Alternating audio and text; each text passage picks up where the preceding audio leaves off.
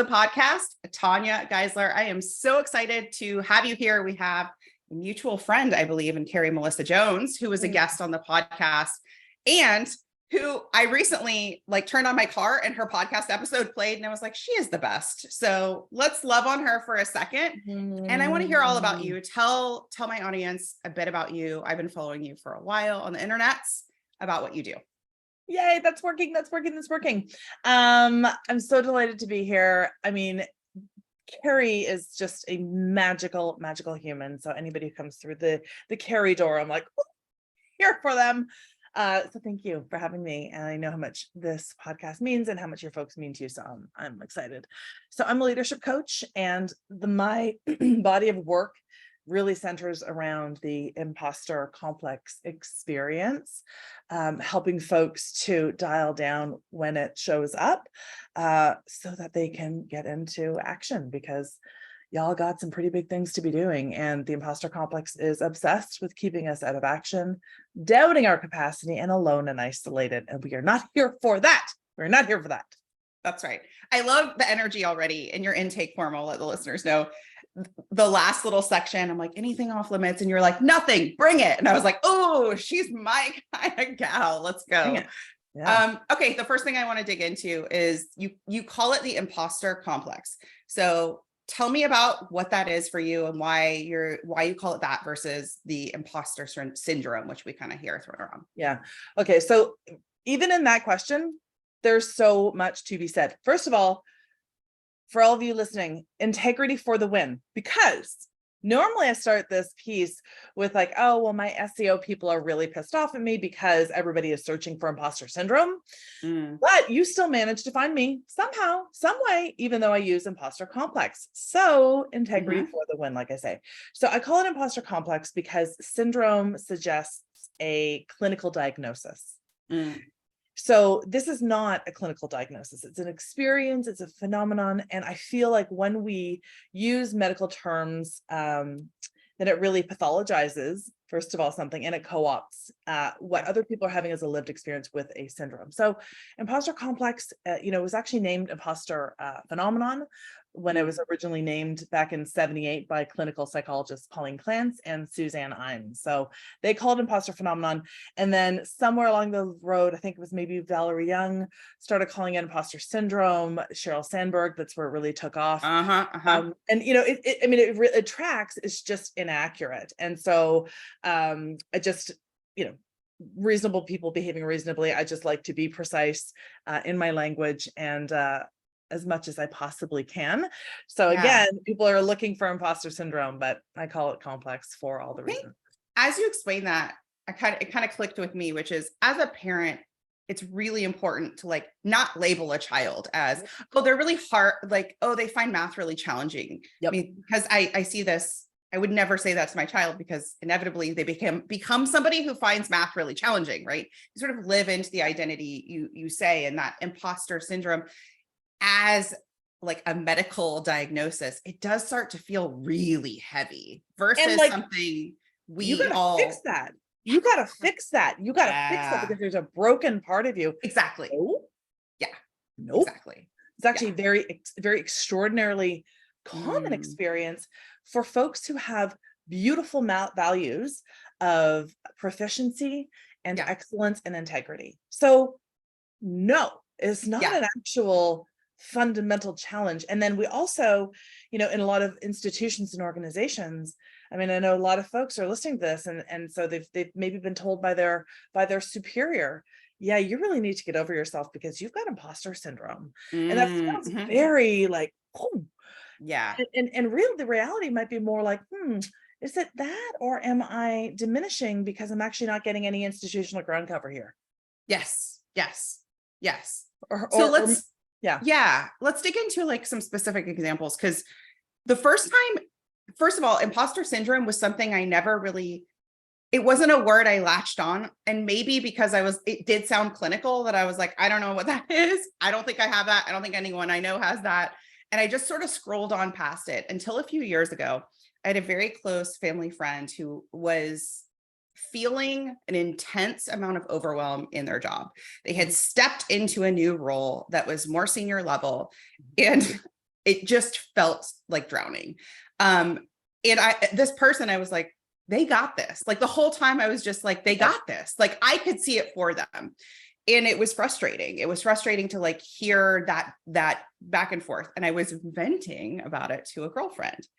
And she said to me, oh, they have imposter syndrome. And it was like the first time where I was like, that's what that is. Okay. That's what that is. And then it like helped me it helped me give it context. Yeah. But the next layer of it was, I kind of didn't know what to do for that person of like, do you know what I mean? Like, because all I could think of is, you're the smartest person I know. Like, you're fine. You got this job. Like, you got it. You'll be great.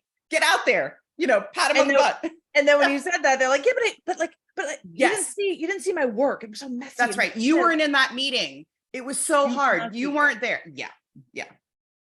So a little bit of, for anybody else who's like, yeah, I don't, and I really, really appreciate you sharing your experience. Cause usually I'm talking to people who are like, oh my God, I don't get this. So the way Clance and Imes, when they were working with women at Oberlin College back in 78, what they identified about this experience was that no matter how successful these women, as it turns out, that's who they were working with originally, no matter how successful they were, they would chalk it up to luck, fluke, timing, or having somehow managed to convince people they're smarter or more capable than they actually were. Much probably like your friend. So any success they would chalk up to external factors. Any failures, 100% on them. That's all internal, man. That's all me. That's all me. That's all me. So that's really the experience. That's how we recognize it. So we devalue all of our successes and we over-identify with the failures. So like a pretty human experience, right? Yeah. So there are a bunch of different things in what you've just said. One of them is like, so how do I help somebody with that? That you didn't actually ask that, but I hope over the course of this time we're going to get to like how you can actually do that.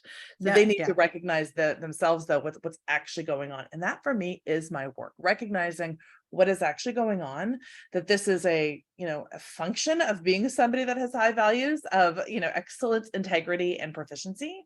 And I say that all the time to just really remind us, we want to do the best at our jobs, at the things that are really meaningful to us. And this experience becomes really acute when it is something that's really meaningful, something that is very proximal to our heart, right? This is a painting that I did with my husband.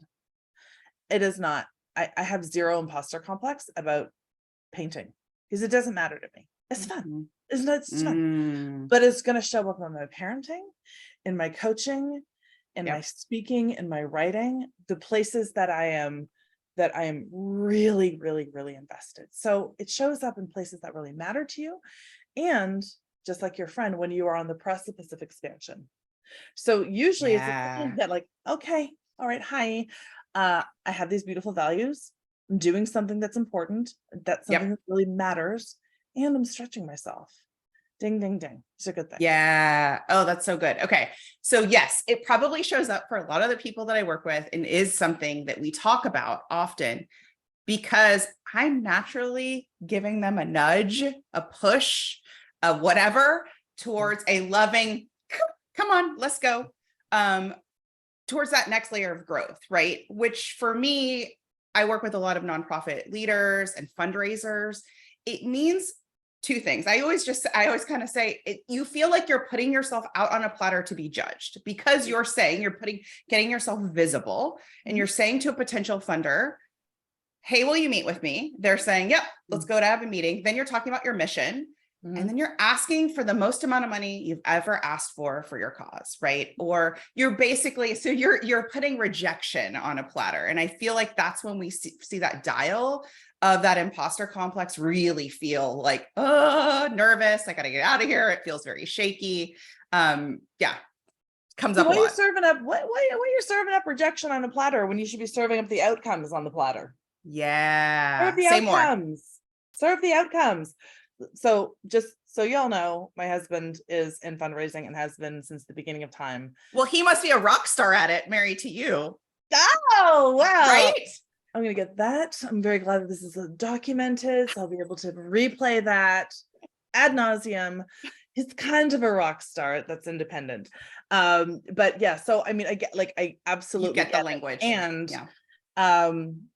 It is the outcomes. It's the outcomes. It's the outcomes. Now, one of the Yes. problems that I know that many of the fundraisers are experiencing is they're getting a lot of pressure from all different directions, including people are like, yeah, but our brand, we're Red Cross. Everybody loves Red Cross. Everybody like this should sell itself. And it doesn't. And it just doesn't. So first of all, whew, do I feel you? Do I feel you? Do I feel you? And so there's this over aggrandizement of the property value already as you're going in. But Yeah. you all need to be like really committed in yourself and very clear about what the outcome, what the delivery is going to be, more than anything else. So of course, anytime we're stretching out and making any ask, it feels like we are putting ourselves on this platter, but we're not. Take yourself off the platter. Yes. Take yourself off the platter. Yeah. Right. It's this money is going to go here, and here's the outcome, and here's the right. Just like take yourself out of it, because we love to do that, right? We have to, we love to collude ourselves. And this is the same for your entrepreneurs. Charge what you're worth is the most, banal kind of, no, it has nothing to do with your worth. It has everything to do with the outcome that you deliver has the value of that. So we have to uncollapse the two. We have to separate self-worth, value, all of that from whatever action we are asking for. So the nonprofit, you're like the vessel to get your service or program accomplished, right? It's not about you. It's not about you. And you don't know. I mean, you walk into these meetings, for our fundraisers, you walk into these meetings and you don't know what's just happened. The CEO has just decreed that it's only going to be children's charities going forward, or only, like, you don't know. And so, but we want to make it about us. So this is a part where it's this, the imposter complex also does like it to make it about us, right? One of the things I always say, but that I think it's really important to understand, is that the imposter complex is deeply rooted in a sense of belonging or not belonging. Yes. Yes. So it has us fear success as much as it has us fear failure, because on either end, we are out front. We've got the target on our back, or we are lagging too far behind the pack. So it's really about how we are relating to others, how we are fitting in, how we are belonging. Can we talk about that success piece? Because I ran a live cohort for fundraisers, and it was kind of like a sprint. And the first goal was just to identify, who are we asking? How much are we asking for? What are the outcomes? What does that look like? Giving them support. And what I realized was we had some great wins along the way, and they would come to the calls. And I remember one fundraiser in particular got the yes, they got the outcome they wanted, but there was an intense amount of anxiety around it. There was not celebration. And this idea of like, I was like, oh, I remember that feeling from my beginning of entrepreneurship days of like, I actually got the client. I got the yes on the proposal. And I think the thought around it is like, what if I fail? Or, oh shit, now I'm attached to this person. And I sort of forgot until they brought this up. And then everybody was like, that's me too. That's me too. Of like now, or maybe this was a fluke. They said yes one time. So let's talk about the success piece of the imposter complex. Oh my goodness. Again, how long is the piece of string here? Because the other, I heard so much in that again. So the success piece, well, first of all, it's very simple. Well, now I have to deliver. Yes. I have to deliver. Can I even do this? Yeah. Maybe I did a really great job and I did wow them, but did I just charm them? Did I just? So if you happen to be a people pleaser, that will show up a lot. They just gave me the opportunity because they like me. The client just signed up with me because they like me, not because I'm deeply skilled and talented and brilliant at what I do, or the outcomes that we are going for are going to be extraordinary, right? So that can show up. I do want to make sure that we sort of put a thumbtack in that and definitely come back to those behavioral traits in the imposter complex, like people pleasing, because that's a game, Yeah. that's really a game changer. Yep. So there's that. It's the oh shit, now I have to deliver, and now I have to keep it up to this great standard, because I actually was super prepared when I went in and did a really great job, and like did my job really well. Yep. Now can I match that? Yeah. The other thing though is on a more global level. So there's the project based, and again, it's always the macro and the micro. Yep. On especially for the entrepreneurs, you may find that sometimes we can identify a lot with the struggle. And so if we don't have that struggle, that hustle, then we feel like we don't know who we are. Or we also feel sometimes in that, when we get to be successful, we have a belief that it's going to require us to disconnect from who we are, how we've been, and the people who got us here. So this is the thing I see all the time. People who are on the precipice of something really big, and that's what sits under their sort of, not even ambivalence, but maybe some of the procrastination, some of the diminishment, some of the dialing it back is really, what is it going to mean if I need to continue to operate at this level, right? So there's a, what's going to happen when I'm there, and then also, can I sustain it? Can I sustain it? Yeah, I think there is naturally that as you grow and as you are pushing yourselves, ultimately you're pushing yourself towards goals you want to achieve.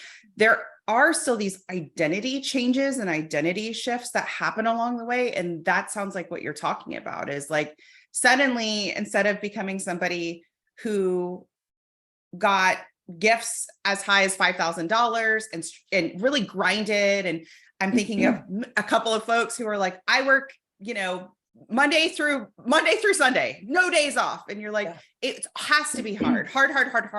And as the shift comes in, I said to one of my clients, you're somebody now who fundraises and gets $250,000 individual gifts. We know that because you did it. Now you're that person. And that's an identity shift. I get that, of like, and it was for me too. The first time somebody paid me $200 and the first time somebody paid me $20,000, you're like, oh, that's a different Christina. And that can feel shaky. That can feel uncomfortable, right? Sure. So, one of the things, I mean, again, so many different directions we can go here, but that is the identity shift, and it becomes the baseline, but then it becomes the baseline. But what happens if I don't get 20,000 again? What does it mean if I only get 200? Yeah. How do we handle that? How do we deal with that? That is all this inner chatter, which we are having all day long. It's so funny. Like the questions our brain asks us all day long, where it's like, just running in the background. So a really foundational aspect of our humanness is wrapped up in the ego. Bless our cotton socks. We want to make ourselves so wrong for this, but the reality is the ego wants to want more than it wants to get. Ego wants to want more than it wants to get. So when we get to that 20,000, it's impossible for us to celebrate, or can be impossible. It can be challenging, shall we? Yes. It can be challenging for us to celebrate, because it's like, but I got to sustain that. That's right. Or we move the goalpost. Sorry to interrupt. Our favorite thing. Well, that's good, but I need 40 now. But it took so long. But did you see how much I had to do for that? And that's also part of our identity. But so it wants to want more than it wants to get. So our job might possibly, one of the hardest jobs we can do is to celebrate when we achieve that goal, even for a hot second. Are we good? Okay, we had clocked out for a sec. Because remember, I said the imposter complex wants to keep us out of action, doubting our capacity, and alone and isolated. It doesn't matter if you are just starting out at the beginning of your career or at a C-suite level. the strategies to overcome the imposter complex are consistently the same. Addressing this, keeping out of action, doubting your capacity, and alone and isolated. So the difference between the person who's starting out feeling the imposter complex and somebody who is at the top of their career, top of their career, is just proficiency with these tools, but they're still going to have to use the tools. That's all there is to it. But they know when they look back on their career, they remember those $20,000 deals. Yep. And the $200,000 deals. And they remember there was the bit of a slide and then what they did, right? So it's just about being able to look back with a kinder eye on where we've been. But we won't do that successfully unless we lock in those moments of celebration, because the ego wants to want more than it wants to get. So it's already on to the next thing, right? Already on to the next thing. You know it. You've seen Nothing has ever been more true. I already know this is one of the quotes going into the graphic for this podcast. Like, yes. And I just, the first layer of it is just normalizing. That's true for me. That's true for you. That's true for everyone. It's like, it never quite goes away. And there is not a point where you're like, I did it. I like the finish line. I've run across it. Now I don't have to deal with this anymore. And I'm done. Because we have those values of excellence, proficiency, and integrity. So there's always going to, I do a lot of work with women engineers. So this is like, it's always really fun to talk about this part about, perfection and how sharp the pen could be, the pencil could be to write the thing that needs to be said, right? There's always room for 2.0 and 3.0, et cetera, et cetera, et cetera. But like, it is iterative. That's kind of the idea. But because we have such values of proficiency, we're always going to want to do better and better and better. I love that about us. I love that about us. I love that. And it can be an absolute grind. And by the way, a huge part of white supremacy culture characteristics, right? Right? This perfectionism, like it has to be. No, it's iterative. That's the whole point. We're going to make mistakes. We're going to backslide. We have to be cool with that, because we've also seen, where our life is right now. It's always heading in the right direction. That's your experience so far. It's always heading in the right direction. So, okay. We've got to dig into people pleasing. And it's kind of funny because I'm noticing a pattern with myself, which is with people pleasing, very similar to imposter syndrome. I've heard that word through my whole life. And I was like, that's not me. And maybe 5-10 years ago, something like that, as I was starting to really deepen like self-development work, it was like the label was the thing that I was turning me off to it, right? I'm like, I know what a people pleaser looks like. Oh, that's not me. Right. And then if you just talk about what it is, I'm like, oh, I totally do that. Oh, I totally do that. Exactly. Yeah. So, first of all, I feel like there's another thing I want to name. Yeah. It's important, because folks are going to be coming at this podcast from lots of different places and different experiences. I always usually start every speaking gig that I do with the acknowledgement of how I experience the imposter complex through my lived experience as a white, neurotypical, able-bodied woman of middle-class means living in North America. So that's not everybody else's truth here. So we're all going to experience it differently. Part of my job, though, is to flatten it so we can say, okay, this is the imposter complex, and there are a lot of other structural and systemic issues that are colluding with this. Again, like a person who's like, okay, you tell me that I've got imposter syndrome and that I need to shine my light more brightly. But if I don't have institutional ground cover, and I certainly haven't seen anybody who looks like me ascend to your level of leadership, there's a disconnect for me, right? Like, so that's right. So I think it's just really important to name that and acknowledge that. Okay. So people pleasing, we don't want to feel like the imposter. That's just, even as I say, it's a human experience. It's a lot like fear. It's intended to make sure that we don't mutate too quickly. We actually know there are bioevolutionary contexts to this, by the way. And we don't want to feel like it because that feels like shit. So we're going to avoid feeling like the imposter in a couple of different ways. And they're coping mechanisms. So I have a quiz that's going to help people discern which is the one that's most up for them. So we hide it from feeling like the imposter by going to people pleasing, by having our boundaries be leaky, comparison, diminishment, perfectionism, and procrastination. So those are the 6 ways that we will go to avoid feeling like the imposter. A lot of it's conditioned. Yeah. So depending on how you were raised, people pleasing maybe your thing because you were told that it's really important, particularly for those who were raised as women. That's right. Good girls, That's good right. girls get along with everybody. Good girls don't brag. Good girls That's don't take right. up too much space, right? So those are the Mhm. pieces that are going to show up in the diminishment. The perfectionism is deeply conditioned. Yep. So, we can sort of track where these things are coming from, but it doesn't change the fact that they are the ways that we are going to hide out. So, and I like to just give people a bit more of an illustration for it. So there's a double bind. This is part of why I find this whole thing so fascinating. I go to this behavior to avoid feeling like the imposter, but in hanging out there, I actually feel more like the imposter. Sucks.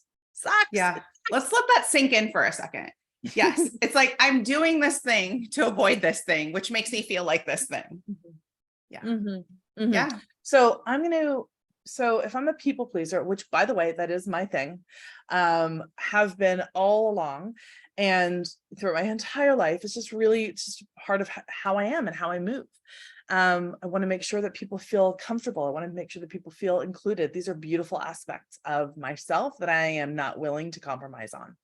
And what it means as a people pleaser, though, if I want to make sure that I'm fitting in, air quotes on the fitting in, it might mean that I'm going to use my charm and my likability to make sure that everybody likes me.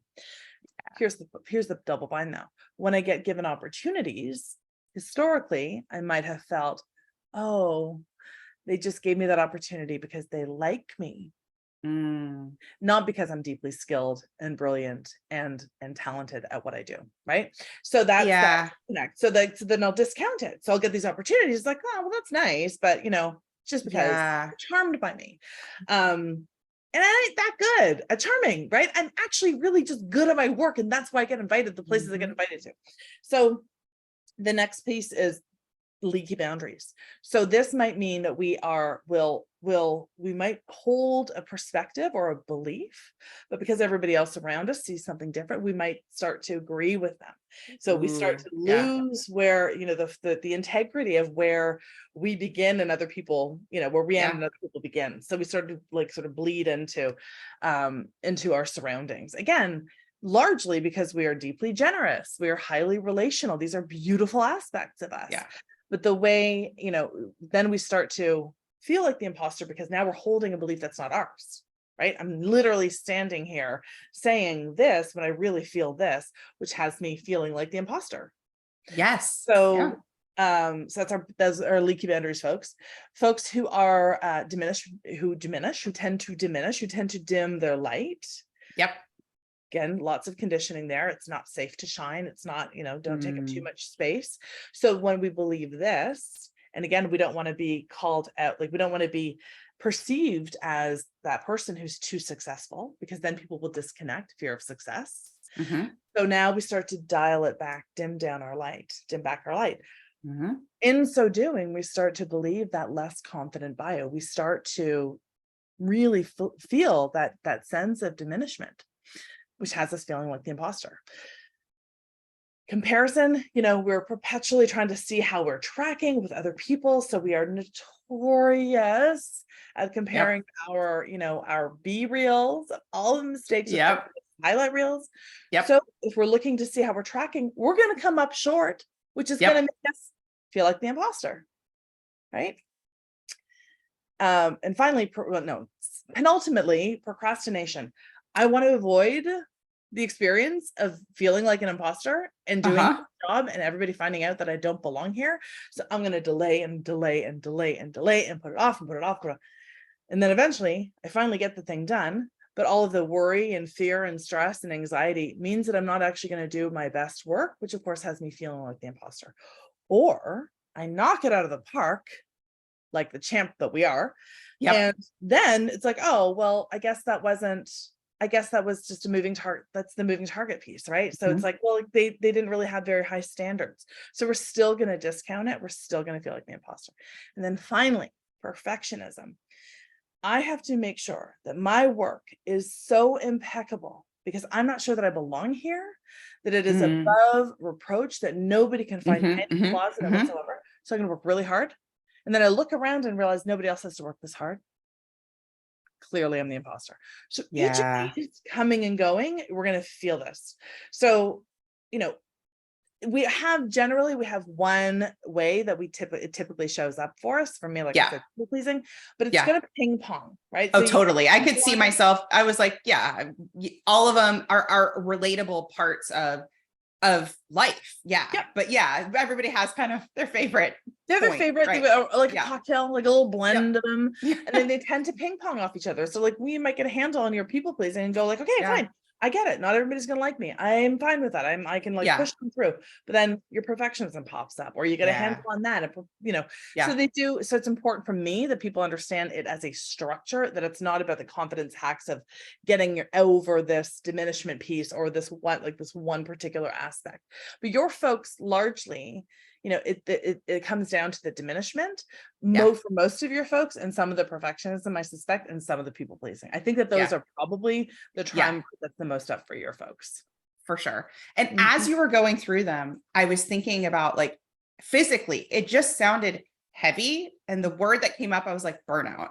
I'm like, no wonder we see so many people in this social impact space leave because they're feeling just totally overwhelmed, totally heavy. This is not a pleasant like baseline to feel. And when I started this podcast, one of the things that I wanted to make sure that I did was help people get to where they want to go, help them to get to accomplish those goals, but actually enjoy the process. And I'm my own first client is because I did it the other way. And I remember being like, this sucks. Like it sucks to be spending 5 days a week or however often you work in a job that you choose to be in. Yes. And feel a lot of the emotions you just described most of the time, right? Where you're like, okay, well, I let myself celebrate for 7 minutes on Wednesday and then I went back to like, and so I think that really brings up like the importance of this work and the importance of figuring out kind of where you lean on. We'll make sure we link to that quiz. Like, okay, this is my sweet spot on where I lean on, I'm a people pleaser, and working on some ways to some strategies during your week to, what's the right word? I want to say overcome, but it's not overcome that because it's probably going to show up, right? I just call it navigating it, like recognize Navigate. it's here. I mean, I had a client who talked about the work that I do is, she said, it's like a Formula One racing suit. It's like very custom for you, but it doesn't, it's going to help you if you crash into some of the curves on that racetrack, which you're probably going to do. It's going to protect you from that, but it's not going to stop you from that because it's going to show up as long as you're doing, this really important work that is very meaningful and very close to your heart and swinging out. It's going to show up. So my work is about having a faster recovery, or even just like flipping on the light switch even faster. Absolutely. 100%. I think that it's also what can be really powerful is, let's face it, we work in it's a $42 billion industry, the self-development space. It's a lot of money invested in making people feel like shit about themselves. So I really think it's important that we recognize that all of these traits hold a golden shadow. So even, the people pleasing, like I named, it really speaks into my value of inclusivity. I ain't going to change that about myself. But what I can do is dial down the places where I might compromise my integrity, where I might not honor my word to myself as much as I'm honoring it for other folks. If you have leaky boundaries, then, it's your value of generosity. If you have diminishment, then it's your value of humility. Comparison means that you deeply want connection. Let's just say procrastination is all about discernment, and perfectionism is about a value of excellence. I think that when we look at those aspects, that's the kind of leadership that I'm here for. Like, just, oh my God, that I was like picturing a visual. I need a PDF of this because it feels like there's a harmony to it of just like, it's okay. It's okay. I'm thinking about a lovely, lovely people pleaser in my life who also is just a deep, welcoming empath. Do you know what I mean? Who is just like, I got you. I got you. And yeah, it's I guess the shift for me is it's not all negative. It's not all negative. Like it comes from, yeah. Beautiful It's place. beautiful. So our job is to recognize, where that perfectionism, which is really a value of excellence, actually keeps us out of action. That's I know right. that's so important, right? So we root into, well, am I willing to fail? Of course, I'm actually willing to fail, because I know that I can swing out, and I'm going to have to swing out because, yes, I want a $20,000 donation, but I really want a $250 That's right. donation. So let's start there. And I know that I'm going to just that's going to be part of the experience. So the next place that I take people is, once you know the identity, or the way in which it shows up for you, then there's an iconic identity for you. So for me, it's the host. As a Yeah. people pleaser, I have the value of inclusivity. So I got to host. I got to gather people in the way that I do Yeah. so extraordinarily well, and really powerfully gather people like it is my job, because it kind of is in a lot of ways. So for that perfectionist, it comes down to that CEO identity. So when you think CEOs, think about Beyonce and how she's delegating what needs to be delegated, so she can stand in her zone of extraordinary genius in the most joyful way. Also, CEOs know that we have to fail fast, right? We also have to iterate, and we have to, that failure comes, that's the bedrock of innovation. I'm sure somebody said that, but that's just what came up, right? So we have to get to those places. If you've got leaky boundaries, then your iconic identity is that of healer. You have to remember to keep yourself in your own circle of care. As much as you're healing and caring for everybody else, you got to make sure that you put yourself in your own circle of care. Most of the folks that I know that are in nonprofit have a lot of this healer energy, particularly in sort of more medical, I would say. I did a lot of work with folks in rare blood disorders. There are particular reasons for that. So that healer is, so deeply essential, but make sure that you have to keep yourself in your own circle of care as well. Yeah. For those people who have diminishment as their thing, it really comes down to humility, but we need to make sure that your big, beautiful ideas are out there, because you're the visionary. You're the visionary. Those who have comparison, it's their value of connection. Their iconic identity is that of the maven. That's the person who connects ideas with people, and people with ideas, because they see very, very clearly what's going on. Sometimes around the edges, they got a little bit of maybe hero worship or disdain that can cloud it a little bit. But for the most part, they are total seers. And then finally, the person who has procrastination, I invite them to consider the sage identity, because of that value of discernment. When we're all barreling through everything so quickly, they're actually in discernment. Which I'm going to hustle hard. I know they're going to hustle hard, but am I hustling hard in the right direction? Oh, so as you're speaking and just through this interview, I'm like, no wonder you and Carrie Melissa Jones, there's a connection, because every time I talk to her, much like you, Tanya, I'm like, you are so intelligent, but you are distilling it in a way that I'm like, I get it. Carrie is that way too, where I'm like, whoa, like a lot of light bulb moments. So I just want to thank you. And I have to know, how did you get into this? Which wasn't on my list, but I'm like, how did you get here? Which I know is not a good second to last question, but how'd you get into this? Because you're clearly in your zone. Thank you. I that feels very true. I mean, I started in advertising. And there were aspects of it that I really love. I do like connecting ideas. I like figuring out ways to translate complex ideas into palatable, so that your acknowledgement is deeply felt and received, and I appreciate that. Thank you. And it was soul sucking work, man. It was soul sucking work. It was awful for me. And so I actually had a friend who was going through a bit of a career crisis, and I ended up creating an experience for her, which is basically just a beautiful brainstorming session where we gathered people that knew her and loved her in different aspects of her life. And we reflected back to her when we'd seen her really powerful, when we'd seen her really, in her passion. And out of that experience, she became a coach, which back in 2006 was not a thing. Not a lot of coaches. Yeah.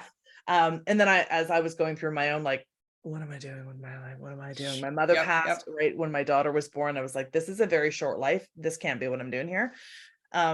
So she said that thing that you did and what you've been doing in our relationship all along, you've always been a coach. I was like, oh, and then very quickly, so the second I knew, because I do have also a value of perfection. So I was like, oh, there's a thing and I can get certified. Let me go do that.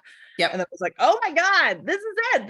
This is the congruence of every single thing that I absolutely love about. Yeah. It was just so aligned. And then what I really, very quickly, I had some just very powerful clients.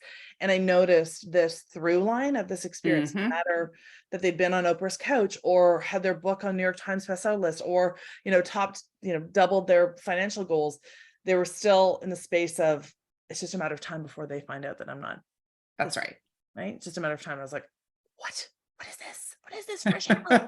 That I had also been experiencing. And then I just, became endlessly excited about understanding this particular piece that was holding these extraordinary humans back from the next and the next. And then I was invited to do a TEDx talk, and that was just, it's like, oh, I got to codify this. And ever since then, it's been oh my gosh, incredible. I feel very, very, very lucky. Love that. Love that. And I love that you brought up that even people at the top of their game were like, this is the through line. We're all experiencing this. I got it. Yeah. Okay. Last-ish question, which is, we ask every guest on the podcast, what is one thought or belief you like to think on purpose? So I like to think of this as maybe an affirmation or just a belief or something that helps you when you're feeling a little wobbly, when you're feeling a little off center, to bring you back. It's not mine, but it's my mama's mantra, who passed in 2004, and it's don't postpone joy. And that is so meaningful to me in so many different ways, not simply from the rainbows and light streams, but more from what does joy actually mean to me? And joy actually comes down to really specific triumvirate values that I have to honor. So before we spoke today, I knew that I wanted to feel connected. I wanted to feel grateful for this opportunity, and I wanted to feel generous. That to me is my experience of what I understand as joy. It's not for everybody else. And also, if I don't postpone joy, everything, like if I can experience joy in everything, I can experience it in profound grief. I can experience joy as I understand my version of joy. And I also know that every time I prioritize joy in any way, shape, or form, everything magnetizes in the most beautiful way. So I don't postpone joy. Oh, I love that. Joy is a word that just this year has been popping up. So it's really interesting that you brought that up. I really want to be very clear though, because joy for me isn't necessarily ebullience. Exactly. It's so and it was a word, again, I don't use it a lot. I don't know why I didn't use it a lot. And so it made me do this kind of, what is joy? And I love that you just said this is, because joy isn't happy. No, it can be, but it's not. And so I just want to I love the understanding your brand of joy. What I call it is the most critical. I feel like it doesn't matter if somebody's just starting out or they've been in this work and in this space for a really long time. Understanding this piece changes everything. How you move through the world, how you make decisions, how you show up for everything. Understanding that, because it is so critical. Has a lot to do with connection. Go figure, right? Go figure. I'm not telling tales out of school. She talks about that very frequently. So that's part of her life's work then, is to create connection, because that's what brings her what she would call joy. So figuring out what it is for you. Yes. And then don't postpone it. That's please. Right. And thank you. Thank you for today. Tell us a couple of things. Tell us what the quiz is called. We'll link to it, because I know after hearing you describe it, everybody's like, I need to take the quiz, and how people can work with you. So you can find the quiz, tanyageisler.com/quiz. I think it's in an, I'm a terrible namer. That is the truth. Sometimes I'm like, how did I get where I am being a terrible namer? I think it's just called the Iconic Identities Quiz. I actually can't remember at this moment. It's TanyaGeisler.com/quiz. You'll find it. And then how I work with folks, I typically work with folks through a exquisite program called Your Iconic Impact, because we haven't even talked about that very much. But it is such beautiful work. It's the tools to help you navigate the imposter complex time and time again in the most aligned way for you. It always starts with a iconic spotlight session, so we can figure out if that's the best place for you, or if there's a spot maybe in my coaching practice. That's right. And every single person in my world, impact is a word we use often because it's deep, deep, deep part of our why, right? It's a deep part of our why. So yeah, 100%. Amazing. And I know, anything else you wanted to share before we wrap up?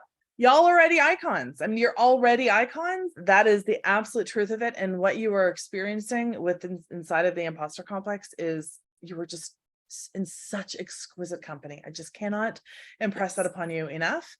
And there's just a couple of tools and just a bit of awareness, but we need you. We need you. We need your work. Yeah. Yes. Keep going. Well, thank you so much for today. I so appreciate it. And I feel like I'm leaving pumped up. So I know everybody else will. That's amazing. That is amazing. Beautiful. Thank you so much for having me.